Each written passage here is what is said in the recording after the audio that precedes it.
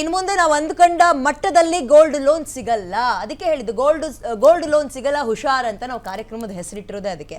ಅರುಣ್ ಅವರೇ ನಮ್ಗೆ ಹೇಳಿ, ಇದು ಒಂದು ವೇಳೆ ಈ ರೂಲ್ಸ್ ಜಾರಿಗೆ ಬಂದ್ರೆ ಏನು ಪರ್ಸೆಂಟೇಜ್ ಕಡಿಮೆ ಸಿಕ್ಕರೆ ಹಣಕ್ಕೆ ಇದೊಂದೇ ರೂಲ್ಸ್ ಬದಲಾಗುತ್ತಾ ಅಥವಾ ಚಿನ್ನದಲ್ಲಿ ಬೇರೆ ಏನಾದರೂ ರೂಲ್ಸ್ಗಳು ಬದಲಾಗುತ್ತಾ? ನೋಡಿ, ಫಸ್ಟು ವೆರಿ ಇಂಪಾರ್ಟೆಂಟು ಒಂದು ಎಲ್ಲ ಪಬ್ಲಿಕ್ಕಲ್ಲಿ ಇವತ್ತು ಗ್ಯಾರಂಟಿ ಟಿ ವಿಯವರು ಇವತ್ತು ಈ ಡಿಬೇಟ್ ಇಟ್ಕೊಂಡಿರೋದ್ರಲ್ಲಿ ಇವತ್ತೇ 12ನೇ ತಾರೀಕು ಲಾಸ್ಟ್ ಡೇಟು ಅಬ್ಜೆಕ್ಷನ್ಸ್ ಕೊಡೋಕ್ಕೆ ಜನಸಾಮಾನ್ಯರು ದಯವಿಟ್ಟು ಇವತ್ತೊಳಗಡೆ ಎಲ್ಲ ನೀವು ಅಬ್ಜೆಕ್ಷನ್ಸ್ ಕೊಟ್ಬಿಡಿ. ಯಾಕಂದ್ರೆ ನಾಳೆಯಿಂದ ಅಬ್ಜೆಕ್ಷನ್ಸ್ ಆಗಲ್ಲ. ನಮ್ಮ ಟಿ ವಿ ಚಾನಲ್ ಇದು ಗ್ಯಾರಂಟಿ ಟಿ ವಿ ನೋಡಿಕೊಂಡು ಓಕೆ ಇವತ್ತು ಏನೇನಿದೆ ಮನುಷ್ಯರು ಇಮ್ಮಿಡಿಯೇಟಾಗಿ ನೀವು ಅಬ್ಜೆಕ್ಷನ್ಸ್ ಕೊಟ್ಬಿಡಿ. ಇದು ಜನರಿಗೆ ಸಮಸ್ಯೆ ಆಗುತ್ತೆ, ನಮ್ದು ಅಬ್ಜೆಕ್ಷನ್ ಇದೆ, ಇದಕ್ಕೆ ಹಳೆ ರೂಲ್ಸ್ ತನ್ನಿ. 12ನೇ ತಾರೀಕು ಲಾಸ್ಟ್ ಡೇಟ್ ಇವತ್ತು. ಅರುಣ್ ಸರ್, RBI ಹೋಗಿ ಅಬ್ಜೆಕ್ಷನ್ ಹಾಕೋ ಬದಲು ಇಮೇಲ್ ಐಡಿ ಇದ್ರೆ ಫೋನಲ್ಲಿ ಮಾಡಬಹುದು, ಸಾಧ್ಯ ಆದ್ರೆ ಹಾಕಿ ಅಂತ. ನನ್ನ ಪ್ರಶ್ನೆ, ಆ ರೂಲ್ಸ್ ಜೊತೆಗೆ ಬೇರೆ ಏನಾದ್ರು ರೂಲ್ಸ್ ನೋಡಿ, ಇದು ಹೆಂಗಂದ್ರೆ RBI ಅವರು ಓಕೆ ಉಂಗ್ಲಿ ದಿಯಾ ತೋ ಹಾತ್ ಪಕಡ್ತಾ, ನಮ್ಮ ಹಿಂದಿಯಲ್ಲಿ ಒಂದು ಗಾದೆ ಇದೆ, ಇವರು ಒಂದೊಂದೇ ಮಾಡ್ಕೊಬರೋದು ಮೇಡಮ್. ಒಂದೇ ಸಲ ಲವಕ್ ಅಂತೇಳಿ ಹಾರಲ್ಲ, ಒಂದೊಂದೇ ಇದು ಮಾಡ್ಕೊ ಬರೋದು. ನೋಡಿ, ಮೊದಲಿಂದ ಅವಾಗಿಂದ 35 ವರ್ಷದಿಂದ ಇದು ಮಾಡ್ಕೊ ಬಂದ್ರೆ ಇಂಟ್ರೆಸ್ಟ್ ರೇಟ್ ಫಾಸ್ಟ್ ಆಗಿ ಓಡ್ಬಿಟ್ರೆ ಜನರಿಗೆ ಗೊತ್ತಾಗುತ್ತೆ ಸರ್. ಆಮೇಲೆ ನಿಧಾನಕ್ಕೆ ನಡೀತಾ ಇದೆ ಅಂದ್ರೆ ಹೌದು, ಅದೇ ಇದು. ಇವಾಗ ಬ್ಯಾಂಡೇಜ್ ಗಾಯ ಆದಾಗ ಬ್ಯಾಂಡೇಜ್ ಕಿತ್ಬೇಕು ಡಾಕ್ಟರ್ ಹೇಳೋರು, ನಿಧಾನಕ್ಕೆಲ್ಲ ಎಣ್ಣೆ ಹಾಕ್ಬಿಟ್ಟು ಕಿತ್ತಪ್ಪ, ಇದು ಸಪ್ಪಂತ ಹೇಳಿದ್ರೆ ನೋವು ಬಂದ್ಬಿಡುತ್ತೆ ಅಂತೇಳಿ ಇದು ಮಾಡೋದು. ಇವ್ರು ಹಂಗೆ ಎಣ್ಣೆ ಹಾಕ್ಬಿಟ್ಟು ನಿಧಾನಕ್ಕೆ ಒಂದೊಂದೇ. ನೋಡಿ, ಮೊದಲು ಇಂಟ್ರೆಸ್ಟ್ ರೇಟು 15% ಇದ್ದಿದ್ದು ಇವಾಗ ಕೊನೆಗೆ ತಂದು 7.5% ಮಾಡಿದ್ದಾರೆ.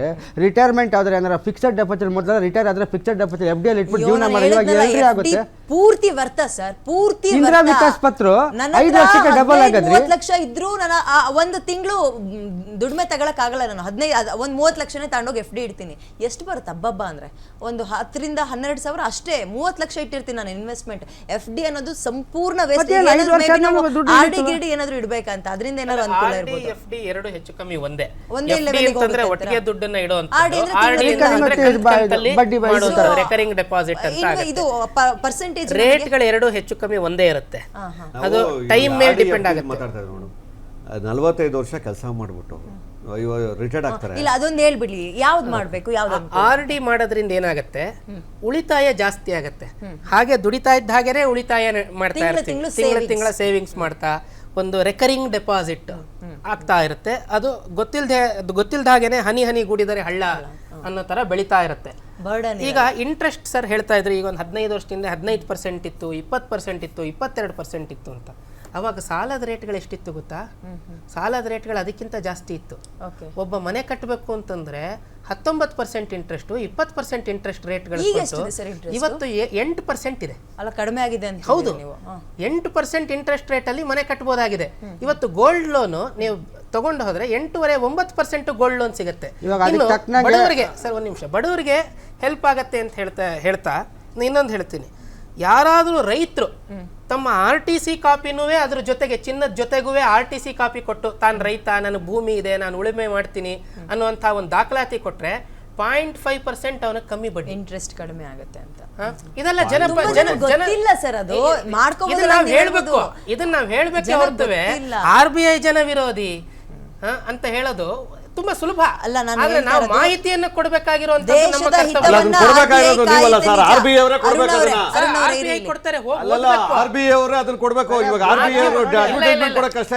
ದೇಶದ ಹಿತವನ್ನ RBI ಕಾಯುತ್ತೆ, ಅದರಲ್ಲಿ ನಮ್ದು ಅಬ್ಜೆಕ್ಷನ್ ಇಲ್ಲ.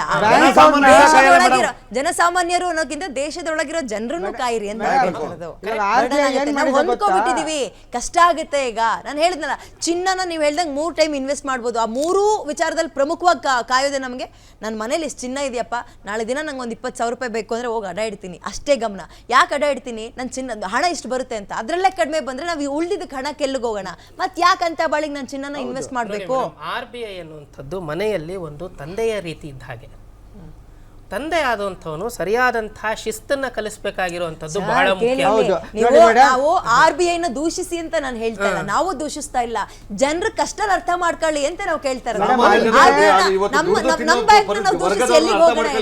ನಮ್ಗೆ ಅದ್ರ ಬಗ್ಗೆ ತಕರಾರಿಲ್ಲ. ನಮ್ಮ ತಕರಾರು ಈಗ ಆಲ್ರೆಡಿ ನಾವು ಅಡ್ಜಸ್ಟ್ ಆಗಿದ್ದೀವಿ. ಇದಕ್ಕೆ ಬೇರೆ ಯಾವ್ದ್ರಲ್ಲಾದ್ರೂ ರಿಕವರಿ ಮಾಡ್ಕೋಬೋದಾ ನೋಡಿ, ಇದನ್ನ ಇಲ್ಲಿಗೆ ಬಿಡಿ. ಇವಾಗ ನಾನು ಇನ್ನೊಂದು ಮಾತು ಹೇಳ್ತೀನಿ, ಒಂದ್ ಹೇಳ್ಬಿಡ್ತೀನಿ ನೋಡಿ. RBI ಅವರು ಬೇರೆ ಬ್ಯಾಂಕ್ಗಳನ್ನ ಕಾಪಾಡಕ್ಕೆ ಇವಾಗ ಇವಾಗ ಹೇಳಿದ್ರಲ್ಲ ಇಂಟ್ರೆಸ್ಟ್ ರೇಟ್ ಇದೆ ಅಂತೇಳಿ ನೀವು ಹೇಳ್ತಾ ಇರೋದು. ಸರ್ಫೇಸಿ ಆಕ್ಟ್ ಮಾಡಿದ್ರು ಮೇಡಮ್.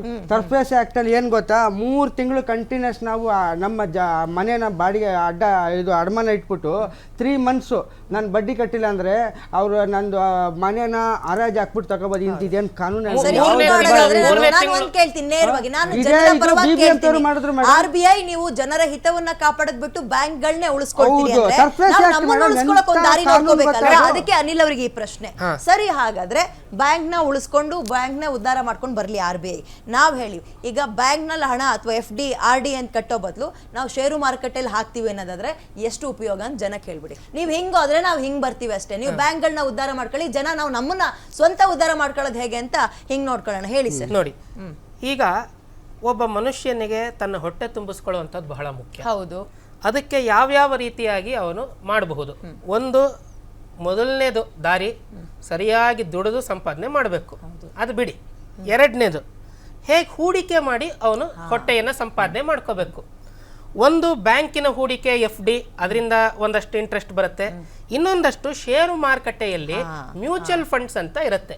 ಈ ಮ್ಯೂಚುವಲ್ ಫಂಡ್ಸ್ಗೂ ಶೇರ್ ಮಾರ್ಕೆಟ್ ಅಲ್ಲಿ ಡೈರೆಕ್ಟ್ ಆಗಿ ಇರುವಂತಹ ಇನ್ವೆಸ್ಟ್ಮೆಂಟ್ ಶೇರ್ಗಳಿಗೂ ಇನ್ವೆಸ್ಟ್ ಮಾಡೋದ್ರಲ್ಲಿ ಏನು ವ್ಯತ್ಯಾಸ?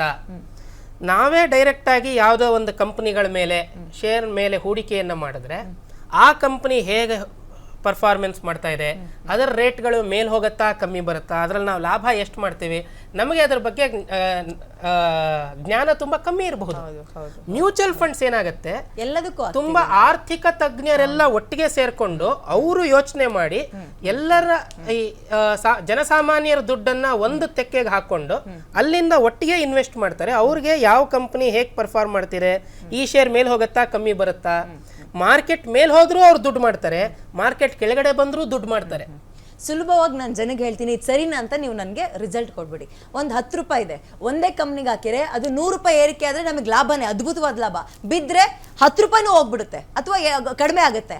ಅದೇ 10 ರೂಪಾಯಿ ಮ್ಯೂಚುವಲ್ ಫಂಡ್ಸ್ ಅಂತ ಹಾಕಿದ್ರೆ ಅವ್ರು 1 ರೂಪಾಯಿನ 10 ಕಂಪ್ನಿಗೆ ಹಾಕ್ತಾರೆ, ಒಂದು ಕೆಳಗೆ ಬೀಳುತ್ತೆ, ಇನ್ನೊಂದು ಏರುತ್ತೆ. ಸೊ ಹೆಂಗೋ ನಮಗೆ ಗೈನ್ ಆಗುತ್ತೆ. So mutual funds is best investment ಅಂತ ಹೇಳಿ ಅರುಣ್ ಅವ್ರಿಗೆ ಏನಾಗುತ್ತೆ. ಮ್ಯೂಚುವಲ್ ಫಂಡ್ಸ್ ಇವ್ರು ಹೇಳ್ತಾ ಇದಾರಲ್ಲ, ಅಡ್ವರ್ಟೈಸ್ಮೆಂಟ್ ಬರುತ್ತೆ ಟಿವಿಗಳಲ್ಲಿ, ಇಂಥ ಕಂಪ್ನಿಗೆ ಅಟೆಂಡ್ ಮಾಡಿ ಅಲ್ಲಿ ಒಂದು ವರ್ಡ್ ಕೊಡ್ತಾರೆ, ಅಪಾಯಕ್ಕೆ ದಾರಿ ಮಾಡಿ ಕೊಡುತ್ತೆ.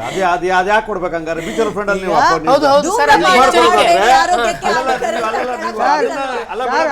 ಇನ್ನೊಂದು ಹೇಳ್ತೀನಿ ನೋಡಿ ಮೇಡಮ್, ಆ ಕಂಡೀಷನ್ಸ್ ಎಷ್ಟು ಚಿಕ್ಕದಾಗ ಆಗ್ತಾರೆ ಅಂದ್ರೆ